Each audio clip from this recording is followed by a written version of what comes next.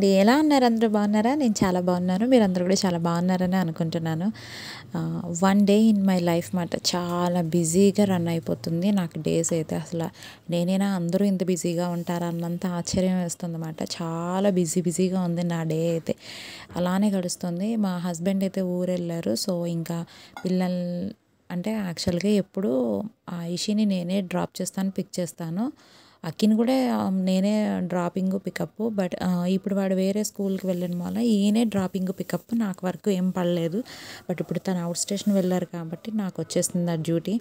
So, అక్కి అయితే only ఇక్కడ పాలు తాగేసి వెళ్ళిపోతాడు. ఇంకా బ్రేక్‌ఫాస్ట్ ఏంటి, స్నాక్సు, లంచ్ అంతా స్కూల్లోనే. నైట్ డిన్నర్‌కి మాత్రం ఇంటికొస్తాడు. సో, ఇది ఐషీ కోసం ప్రిపేర్ చేస్తున్నాను టిఫిన్ అయితే.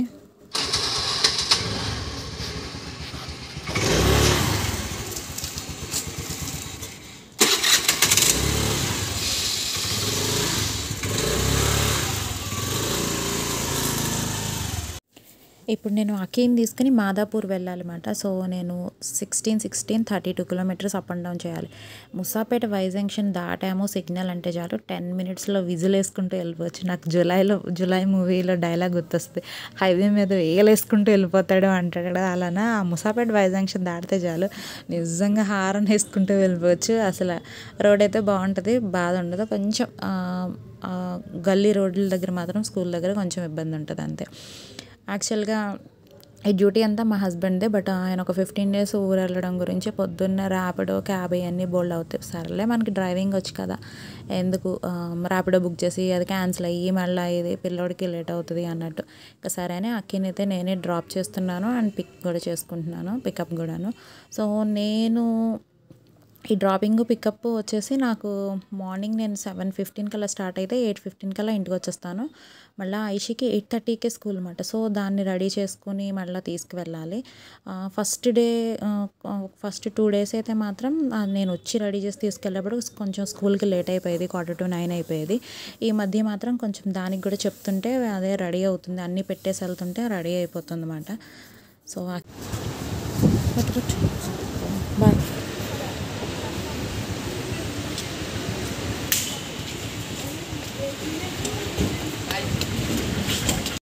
ఇంకా అక్కిని డ్రాప్ చేసేసి మళ్ళీ ఇంటికి వచ్చేసాను. మేడం గారు ఏం చేస్తున్నారో, లెగిచిందో లేదో అన్నట్టు వచ్చాను. అమ్మ నువ్వు లేచినప్పుడు స్నానం చేసేయచ్చు కదా, టైం అయిపోతుంది కదరా. 10 మినిట్స్ అందులో. ఐషమ్మ మార్నింగ్ మేము వెళ్ళేప్పటికి లెగలేదు, మంచం మీద అయితే పడిపోద్దని చెప్పేసి హాల్లో అలా బొంత వేసి పిల్లోస్ అన్ని చుట్టూతో పెట్టి పడుకోబెట్టేసి వెళ్ళాను. ఇంకా 15 మినిట్స్లో అట్లా ఫాస్ట్గా రెడీ చేయడం అంటే కాని పని. నేను అబద్ధం చెప్పదలుచుకోలేదు. 8:45 అయ్యింది. ఇంకా ఐషిని అయితే పావుగంట లేట్ అయినా అప్పుడు స్టార్టింగ్ డేసే 2 డేస్ 1 వీక్ వరకు కొంచెం లేట్ వచ్చినా ఏం అనరు స్కూల్లో. సో, ఇంకా మేనేజ్ చేసాం అట్లా అయితే. ఇంకా ఐషిని నేను స్కూల్లో డ్రాప్ చేయడము, డైరెక్ట్ అక్కడ నుంచి నేను స్విమ్మింగ్కి వెళ్ళిపోవడం అన్నమాట. మళ్ళీ వచ్చి వెళ్ళడం అంటే ఇంక లేట్ అయిపోతుంది. నేను ఏదైనా తినేసి వెళ్ళిన కొద్దీ చేయలేకపోతున్నాను. తినకుండా వెళ్తే ఆకలేస్తుంది. బట్ అదొక ఇబ్బంది అయిపోయింది అన్నమాట. సో, మళ్ళీ రిబ్బన్లు ఒకటి కట్టడం లేట్ అయిపోతుంది. హడావిడిగా అలాగే రెడీ చేసి ఇంక తీసుకెళ్తున్నాను. తర్వాత నుంచి ఐషి కొంచెం తనకి తనే మేము వచ్చేటప్పటికి నీళ్ళన్నీ పోసేసి అవన్నీ చేస్తుంటే బ్రష్ చేసేసి వెళ్ళేటప్పుడే బ్రష్ చేపించి పాలిస్తుంటే తాగేస్తుంది. తర్వాత నీళ్ళు అవి పోసేసి రెడీగా పెడితే వేడి నీళ్ళు, స్నానం చేసేసి డ్రెస్ వేసి కూర్చుంటుంది. వచ్చాక నేను షూ, సాక్స్ వేసి జడేసి ఇంకా బ్రేక్ఫాస్ట్ అది ప్యాక్ చేసి ఉంచుతాను కాబట్టి పట్టుకెళ్ళిపోతున్నాను. వెనకాల లంచ్ అది ఇద్దామన్నట్టు ప్లాన్ చేశాను. స్కూల్ దగ్గర చూసారా, వీళ్ళది గల్లీలో ఉంటుంది స్కూల్. ఫుల్ ట్రాఫిక్ జామ్, అసలు మామూలుగా లేదు. అసలే లేట్ అంటే ఇంకా లేటు. ఒక స్కూల్ బస్సు అడ్డం పడింది, అక్కడ ఎందుకో ఆగిపోయింది. దానివల్ల ఇంత జాము. మెయిన్ రోడ్ మీద చూపిస్తా చూడండి ఎంత జామ్ ఉందో, మామూలు జామ్ కాదు. నేను ఇంకా ఐషిని స్కూల్లో డ్రాప్ చేసేసి అక్కడ నుంచి అయితే నేను స్విమ్మింగ్కి వెళ్ళిపోతున్నాను. అక్కడికి దగ్గర మాట. మళ్ళీ ఇంటికి వచ్చి అన్నీ వెళ్ళడం ఎందుకని ఇట్లా చేయడం గురించి నాకు పాలు ఒకటి మిస్ అవుతుంది. వాళ్ళ దగ్గరే పాలు బాగుంటాయి. మళ్ళీ నేను రిటర్న్ 11కి వచ్చేటప్పటికి పాలు అయిపోతున్నాయి అక్కడ.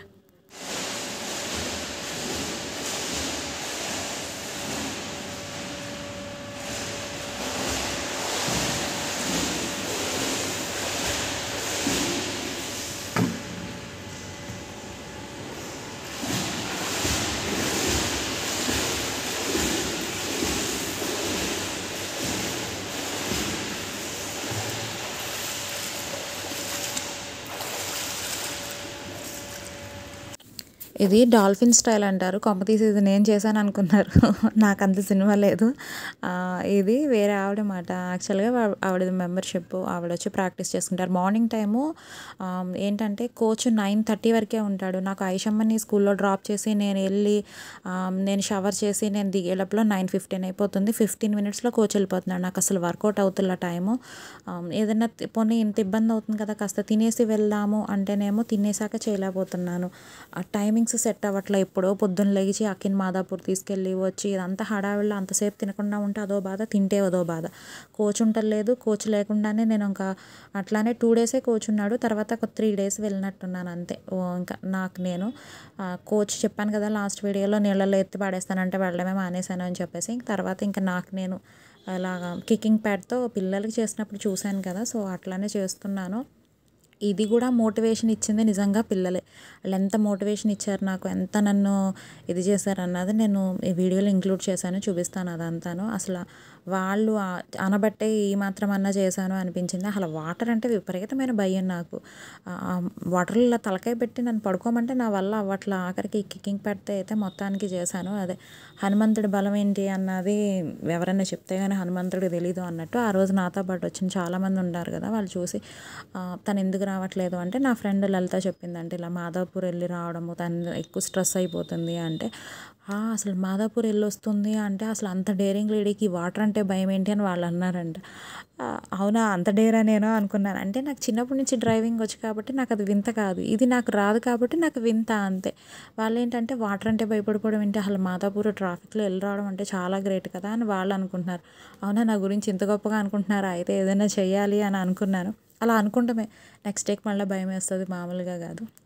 బట్ పిల్లలు మాత్రం అసలు చాలా ఈజీ అమ్మ, నువ్వు అసలు భయపడొద్దు అంటారన్నమాట. యాక్చువల్గా ఈషీ చేయకపోతే ఎందుకు చేయవు అది ఇది అని చెప్పేసి, డబ్బులు ఊరికే వస్తున్నాయా, నువ్వు డబ్బులు ఎందుకు పే చేయించావు, అన్న నేర్చుకుంటాడు నువ్వెందుకు దూరావని తిట్టేదాన్ని, చేయాల్సిందే అని చెప్పేసి. ఇప్పుడు నా దగ్గరికి వచ్చేటప్పటికి మాత్రం చూడండి, నేను చేసే పనులు మాత్రం నన్ను తిట్టేటోళ్ళు ఎవరూ లేక. నేను చూడు అసలు బస్ స్టాండ్లో బస్సు పార్కింగ్ చేసినట్టు ఆ మూలకు పోతున్నాను, స్ట్రైట్గా పోకుండా వాటర్కి. వింత వింత పనులన్నీ చేస్తున్నాను. అయితే ఇక్కడ మళ్ళీ నా స్విమ్మింగ్ కంప్లీట్ చేసేసుకుని వచ్చి ఇంటికి వచ్చి స్నానం చేసి తర్వాత ఐషమ్మకి బాక్స్ పట్టుకెళ్ళాలి కదా, సో నేను ఇక్కడ బీరకాయ కర్రీ అయితే ప్రిపేర్ చేస్తున్నాను. నాకు ఇదంతా బాగా ఏంటంటే మార్నింగ్ నేను 7కి 7:15కి ఇంట్లో స్టార్ట్ అవ్వడము, అఖిన్ మాదాపూర్లో దింపేసి రావడము, మళ్ళీ ఐషిని రెడీ చేసుకుని తీసుకెళ్ళడము, మళ్ళీ స్విమ్మింగ్కి వెళ్ళడం, స్విమ్మింగ్ నుంచి రావడము, వచ్చాక ఇంట్లో పనులు చేసుకోవడము, కుక్ చేసుకుని ఐషికి మళ్ళీ బాక్స్ పట్టుకెళ్ళి ఇవ్వడము, ఇంక మళ్ళీ ఇంట్లో పని చేసుకోవడము, తినడము, తర్వాత సాయంత్రం ఐషిని స్కూల్ నుంచి తీసుకురావడం, మళ్ళీ అఖి కోసం వెళ్ళడం, ఇవన్నీ నాకు బాగా స్ట్రెస్ అయిపోయి కాన్సన్ట్రేషన్ సగం ఉండలేదు స్విమ్మింగ్ మీద. ఇప్పుడైతే ఐషికి అయితే లంచ్ బాక్స్ అయితే పట్టుకెళ్తున్నాను. తనకి 12:30 కల్లా లంచ్ బాక్స్ అందించేయాలి. మనం స్విమ్మింగ్లో ఎక్స్ట్రా కాసేపు చేసుకుందామన్న టైం సరిపోవట్లేదు. ఆయన ఏమొచ్చని చేయడానికి ఎక్స్ట్రా కోచ్ ఉంటేనేమో బలవంతాన చెయ్యి అని చెప్తాడు, మనం ఏదో ఒకటి చేస్తాము భయానికి. నేనేమో చేయమన్నప్పుడు చెయ్యను, తను వెళ్ళే వరకు వెయిట్ చేస్తాను, తనకి ఇంక పావుగంటలో ఇంకేం బతిమలాడతానని వెళ్ళిపోతాడు. కోచ్ ఉన్నా ఒకటే లేకపోయినా ఒకటే, వినేటోళ్ళకి కోచ్ కావాలి, కోచ్ మాట వినని వాళ్ళకి కోచ్ ఎందుకు అసలు. కానీ నేను కోచ్కే డబ్బులు పే చేశాను కానీ వితౌట్ కోచే చేస్తున్నాను నిజం చెప్పాలంటే. వెళ్ళింది 5 డేసేలేండి, అందులో 3 డేస్ కోచ్తో 2 డేస్ నార్మల్గా వెళ్ళాను అంతే. ఐషికి లంచ్ బాక్స్ ఇచ్చేసి తర్వాత నేను చట్నీ ఒకటి ప్రిపేర్ చేసుకున్నాను. తర్వాత ఇక్కడ మజ్జిగ చేస్తున్నాను అనమాట. ఇది మిక్సీ పడుతుంటే కన్నా ఇలా కవ్వని చేసుకుంటే బాగుంటుంది అని చెప్పేసి నేనైతే చక్కగా చేసుకుంటున్నాను. వెన్న పోసి తీసుకుంటున్నాను. ఇది నేను చట్నీ వచ్చేసి ఇది ఏంటది సొరకాయ, ఆనపకాయ అండ్ టమాటా, కొత్తిమీర వేసి పచ్చడి చేశాను అనమాట. ఇది నైట్ డిన్నర్లోకి ఉంటుంది, తెల్లారి ఏదన్నా టిఫిన్లోకైనా నంచుకోవచ్చు అన్నట్టు చేశాను అనమాట. ఇంకా పోపు ఒకటి వేసుకుంటే ఇది కంప్లీట్ అయిపోద్ది. నార్మల్గానే టమాటా కొత్తిమీర పచ్చట్లానే చేయాలి, ఇది వెరైటీ ఏం కాదు. మొన్న ఊరు నుంచి వచ్చినప్పుడు ఏమైందంటే కొబ్బరికాయలు కార్లోనే వదిలేసి మర్చిపోయామన్నమాట. 4 రోజుల తర్వాత కానీ గుర్తు రాలేదు. కాయలు కొన్ని కురుడి అయిపోయినాయి, కొన్ని పోయినాయి. సర్లే పాడు చేయడం ఎందుకని వాటిని ఇలాగా పిల్లలు వచ్చాక తింటారు అని కొబ్బరి లడ్డూల కింద ప్రిపేర్ చేద్దామని చెప్పేసి వాటికి బెల్లం అది తెచ్చి చేస్తున్నాను. ఇది బెల్లం కొంచెం పాకం అంటే మరీ పాకం అక్కర్లేదు, కరగనిచ్చి అది ఫ్రై చేసిన కొబ్బరి తురుము వేసేయడం అన్నమాట. అందులో కొంచెం ఇలాచీ వేయడం అంతే. షుగర్ మనం అడ్జస్ట్ చేసుకొని వేసుకోవడమే, ఇది పెద్ద ఇదేం కదా, ఎవరైనా చేయగలరు. సో పిల్లల కోసం అయితే ప్రిపేర్ చేసేసాను. చల్లారనిచ్చి దాని లడ్డూల కింద అయితే చుట్టేసుకుని ఒక బాక్స్లో పెట్టుకుంటున్నాను. బాగా ఎక్కువ వచ్చినాయి, ఆ బాక్స్ నిండిపోయింది, వేరే బాక్స్లో మళ్ళీ సర్దనమాట. ఇది కొబ్బరి లడ్డు పిల్లలకి కంపల్సరీ పెట్టండి, చాలా మంచిది. కొబ్బరి ఎక్కువ తినడం గురించి హెయిర్ గ్రోత్ కూడా చాలా బాగుంటుంది. చిన్నప్పటి నుంచి మా మమ్మీ నాకు కొబ్బరి లడ్డు బాగా పెట్టేది. అందులో బెల్లంతో చేసినాయి కదా, పిల్లలకు కూడా చాలా బలం, మంచిది. మరీ ఎక్కువ తింటే దగ్గు వస్తుంది, కానీ నార్మల్గా అయితే ఏం రాదు. అంటే కోల్డ్ కఫ్ అలా ఉన్నప్పుడు తింటే దగ్గు వస్తుందేమో, కానీ నార్మల్గా తిన్నప్పుడైతే దగ్గు అయితే రాదు.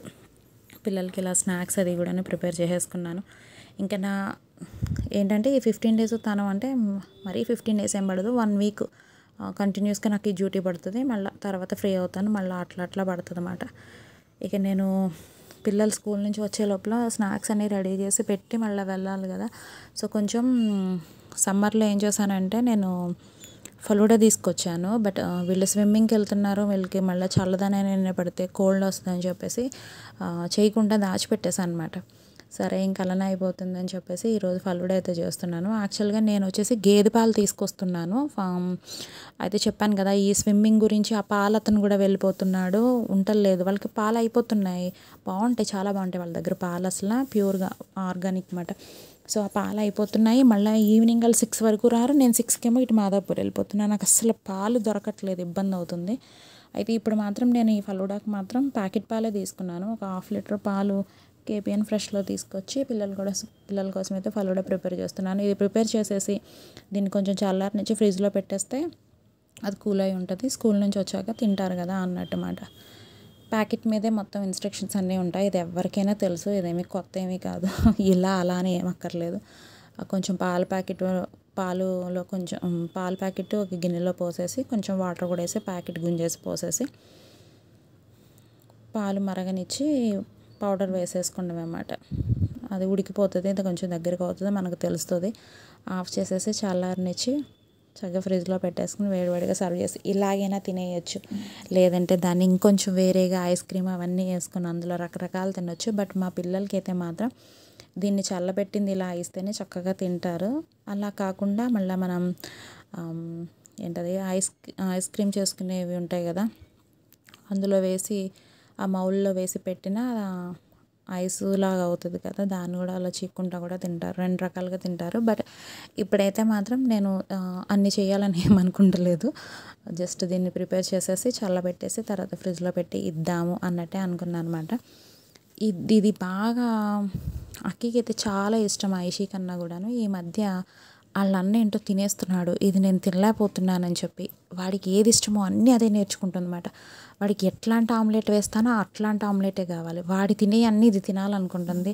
దీని ఇష్టాలు మర్చిపోయి అన్నీ వాడి ఇష్టాల్లోకి ఇది వెళ్ళిపోతుంది అన్నమాట. పిల్లలు ఏంటంటే కాంపిటీటర్స్ లాగా పోటీగా కొట్లాడేసుకుంటున్నట్టు దీనికి కూడాను. ఇంక ఇదైతే చల్లారిపోయింది, దీన్ని అయితే నేను ఫ్రిడ్జ్లోంచి తీసి గిన్నెలో వేసేసి ఫస్ట్ ఆయిషమ్మ నేను దాని స్కూల్ నుంచి తీసుకొచ్చేసాను. సో ఐషి నేను ఇద్దరం తింటున్నాం అన్నమాట. అవి తినేసాక మళ్ళీ నేను ఐషితో హోంవర్క్ అది చేయించేసి వెళ్ళాలి. అయితే ఐషి హోంవర్క్ చేస్తూ అడుగుతుంది అన్నమాట, ఈరోజు స్విమ్మింగ్కి వెళ్ళావా, స్విమ్మింగ్లో ఏం చేసావు, ఏం నేర్చుకున్నావు. యాక్చువల్గా స్కూల్ నుంచి రాగానే వాళ్ళు ఏం చేశారో డే మొత్తం మీద నేను అడుగుతాను వాళ్ళని. వాళ్ళు మేము స్కూల్కి వెళ్ళినాక నువ్వేం చేసావు అని నన్ను అడుగుతారు, అవన్నీ చెప్తాను. కానీ ఈ మధ్య స్విమ్మింగ్ క్లాస్కి వెళ్తున్నప్పటి నుంచి అసలు వెళ్ళి చచ్చింది 5 రోజులే. అంటే అన్ని నామాలే, ఆబ్సెంట్లే మాట. 15 డేస్కి తీసుకున్నాను, యాక్చువల్గా 27th అయిపోతుంది నాది. ఇప్పటికి వెళ్ళింది నేను 5 డేసే. వీళ్ళు రోజు వెళ్ళామని అడగడం, అది నేను రీజన్లు చెప్పడం అన్నమాట. యాక్చువల్గా మనం ఎంజాయ్ చేస్తున్నాం అనుకో, ఇవన్నీ నథింగ్. ఇప్పుడు నేను చెప్తున్నాను కదా, నేను అంత పొద్దున్నే అంత దూరం వెళ్ళొచ్చి ఇదంతా అవుతుందా, నాకు కాన్సన్ట్రేషన్ చేయలేకపోతున్నాను, నేను వెళ్ళలేకపోతున్నాను, ఇవన్నీ కూడా నిజంగా సోది మాటలు. ఆ వాటర్ని మనం ఎంజాయ్ చేస్తూ, స్విమ్మింగ్ని ఎంజాయ్ చేస్తూ ఉంటే మనకి ఏ టైం అయినా ఏదో ఒక టైం వెళ్ళి చేసుకుంటాము. నాకు నేర్చుకోవాలన్న ఇంట్రెస్ట్ ఉంది, కానీ వాటర్ అంటే భయం. అక్కడ వరకు వెళ్ళాక భయం వేస్తుంది, చేయబుద్ధి కాదు, కోచ్ చెప్పింది వినను, కోచ్ లేకపోతే అసలు నాకు నచ్చినప్పుడే దిగుతాను, నచ్చకపోతే చెయ్యను. అట్లా ఇంకెందుకు వస్తుంది, రాదు మాట, బాగా టైం పడుతుంది. అది కూడాను ఒకసారి స్టార్ట్ చేసాము అంటే మళ్ళీ 4-5 రోజులు గ్యాప్ ఇచ్చి వెళ్తే మళ్ళీ కొత్త అవుతుంది, అదొకటి ప్రాబ్లం. ఇంకోటి ఏంటంటే అతను నాకు టైం సెట్ అవ్వట్లేదు కదా అని చెప్పేసి, సర్లే మీకు ఇచ్చిన 15 డేస్లో యాక్చువల్గా 2 సండేస్ వస్తాయి, మనకు 13 డేసే వస్తాయి. ఆ 13 డేస్ మీకు కుదిరినప్పుడే రండిలేండి మేడం అన్నట్టు తను కూడా నాకు ఆప్షన్ ఇచ్చేటప్పటికి అలా ఉంది. అదే ఆయిషమ్మని అయితే ఎందుకు చేయవు, వెళ్ళు అని దెబ్బలాడేదాన్ని. ఇప్పుడు నాకొచ్చింది. నన్ను కాకపోతే ఏంటంటే అట్లా బెదిరించి ఏదన్నా అన్నా మనం పెద్దోళ్ళం వినం కదా! అందుకని చెల్లుబాటు అవుతుంది. నిజం చెప్పాలి అంటే పిల్లల ఏజే కరెక్ట్. వాళ్ళకేంటంటే పడిపోతే దెబ్బ తగులుద్ది. అది ఇది అని కూడా తెలీదు కాబట్టి ఏదైనా చెయ్యాలి అన్న ఆ ఏజ్‌లో ఉన్న ఇంట్రెస్ట్ ఇప్పుడు మనకుండదు పిల్లలతో పోల్చితే. ఇంక అదే అక్కి స్కూల్ నుంచి తీసుకొస్తుంటే చెప్తున్నాడనమాట. "ఈరోజు స్విమ్మింగ్‌కెళ్ళావా? ఏం చేసావు?" అని వీడు అడుగుతున్నాడు. ఎప్పుడు బండి మీద మేము స్టడీస్ కోసం డిస్కస్ చేసుకునేటోళ్ళం. ఇప్పుడు అలా కాకుండా నా స్విమ్మింగ్ గురించే వీళ్ళు అడిగి చంపేస్తున్నారు. "లేదురా భయమేసింది వెళ్ళలేదంటే" "మరి అన్ని వీడియోలు చూసావు కదా! ఏం తెలుసుకున్నావు? ఏం ధైర్యం వచ్చింది?" అంటే "ఆ ధైర్యం వచ్చింది వెళ్ళాను" అని వీళ్ళిచ్చిన మోటివేషన్‌కే ఆ మాత్రం వెళ్ళి కికింగ్ ప్యాడ్‌తో అన్నా చేశాను. విషయం ఏంటంటే అది. వీళ్ళెంత మోటివేషన్ అంటే నన్ను మామూలుగా కాదు. అయితే ఆ కికింగ్ ప్యాడ్ వదిలేసి ఒక్కసారి వాటర్‌లో అలా ఫ్లోట్ అయితే గనక నిదానంగా ఇంకా చేతులు కూడా కొట్టకుండా అలా నేర్చుకోవచ్చు. ఆ స్టెప్ నేను తీసుకుంటలేదు. ఒక రోజు వెళ్తే 4 రోజులు మానేసి మొత్తానికి మనకున్న 13 డేస్‌లో 5 డేస్ అయితే వెళ్ళాను. ఆఖరికి అతనికి కూడా చెప్పేసాను అనమాట. నాకు కుదిరినప్పుడే వస్తాను. నాకు అవ్వట్లేదు అని కూడా చెప్పాను. ఓకే మేడం అని చెప్పాడు. ఇక ఇంటికి వచ్చాక ఇదిగోండి ఆయిషమ్మ నాకు చెప్తుంది ఇలాగ. "నువ్వు కికింగ్ ప్యాడ్‌తో చేస్తున్నావు సరే, నెక్స్ట్ స్టెప్ ఏం చేయాలి అంటే ఇట్లా ఒక చెయ్యి వదిలేసి అదే కికింగ్ ప్యాడ్ ఒక చేత్తోనే పట్టుకో. ఇంకో చేత్తో ఇట్లా ఆనుకుని నేర్చుకో. అప్పుడు వస్తది" అని చెప్తుందనమాట. అట్లా చేయడానికి ఏంటిది మధ్యలో నాకు బ్రీత్ అయిపోతుంది. మళ్ళా బ్రీత్ తీసుకోవడానికి ఇలా తల పెట్టినప్పుడు నేను మునిగిపోతున్నాను అని నేను చెప్తున్నాను. అప్పుడు అలా చేయకూడదు. ఇలా హోల్డ్ చేసుకొని ఇలా తీసుకోవాలని పాపం మళ్ళా అది ఎక్స్‌ప్లెయిన్ చేస్తుందనమాట. అవన్నీ చూసి అనిపిస్తుంది వీళ్ళ కోసం ఏమన్నా చెయ్యాలి అని. కానీ అక్కడికెళ్ళాక నాకు ధైర్యం సరిపోవట్లేదు. నేను చెప్తున్నాను కదా! ఇవన్నీ కూడాను నాకు నడుము నొప్పిగా ఉంది, నీరసంగా ఉంది, టైం లేదు. ఇవన్నీ నేను చెప్పేయన్నీ రీజన్స్ ఏంటంటే నా భయానికి నాకు వెళ్ళాలని లేక. అంతేగాని ఎంత పనులున్నా మనకి ఇంట్రెస్ట్ ఉంటే మనం వెళ్ళి చేస్తాం. అదండి ఈరోజు వ్లాగ్. నెక్స్ట్ వీడియోలో మీ అందరిని కలుసుకుంటాను. అంతవరకు సైనింగ్ ఆఫ్ మీ Ramya. Take care. Bye bye.